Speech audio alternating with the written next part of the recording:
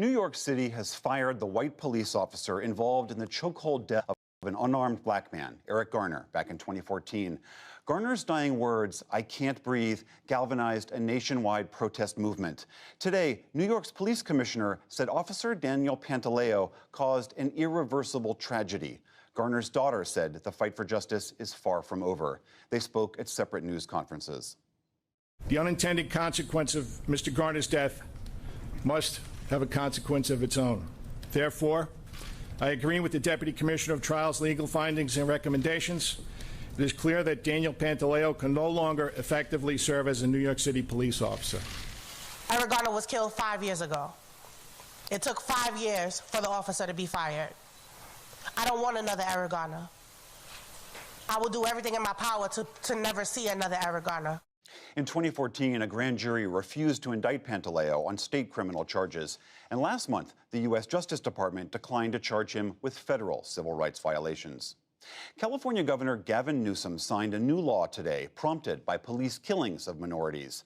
The new standards allow deadly force only when it is necessary to prevent imminent death or injury to an officer or to bystanders. Law enforcement organizations backed the measure after winning concessions on the law's wording.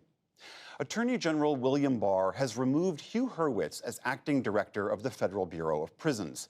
That follows the suicide by Jeffrey Epstein at a federal detention center in New York. Epstein was being held on charges of sexually abusing teenage girls. Barr gave no reason for today's move, but he had complained of serious problems at the prison. In Afghanistan, attacks in the eastern part of the country today wounded at least 66 people. Officials said at least 10 explosions struck the city of Jalalabad.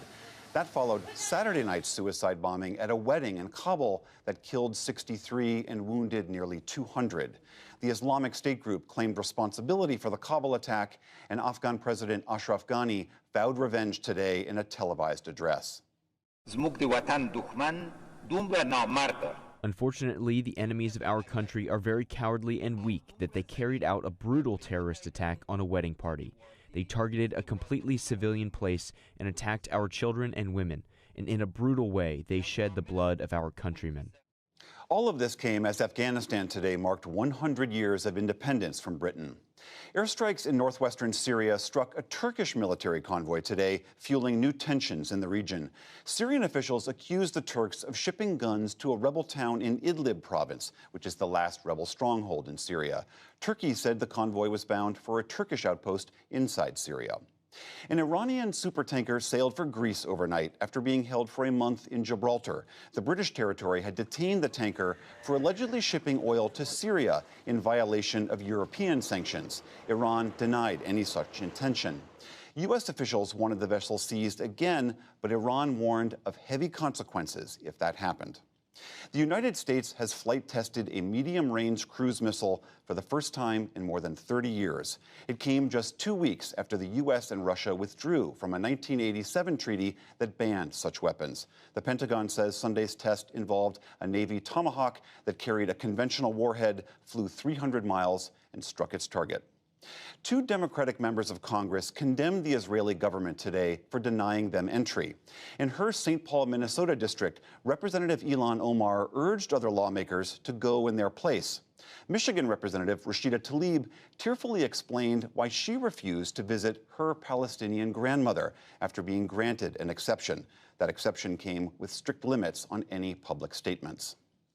Through tears, at 3 o'clock in the morning, we all decided as a family that I could not go until I was a free American United States Congresswoman coming there not only to see my grandmother, but to talk to Palestinian and Israeli organizations that believed that my grandmother deserved human dignity as much as anyone else does. Israel says it barred official visits by Omar and Tlaib over their support for the Boycott Israel movement.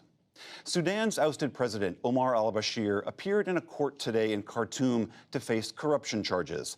A police detective testified that Bashir admitted receiving millions of dollars from Saudi Arabia over the years. Meanwhile, the country's military and pro-democracy leaders announced a new joint ruling council.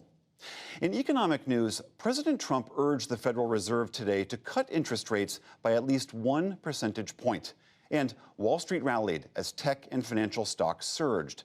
The Dow Jones Industrial Average gained 249 points to close at 26,135. The Nasdaq rose 106 points, and the S&P 500 added 35. And in Paris, work to repair Notre Dame Cathedral resumed for the first time in nearly a month. But this time, workers took protective measures and wore disposable clothing to prevent lead contamination. Cleanup crews also scrubbed nearby streets. The April fire at the medieval landmark melted hundreds of tons of toxic lead. Still to come on the NewsHour, nearly 2 million people take to the streets in Hong Kong. What's next for the pro-democracy push? Fears of lost medical care after Planned Parenthood is forced to give up millions of dollars in funding. Speaking with a survivor of childhood sexual abuse as New York makes it easier to prosecute offenders.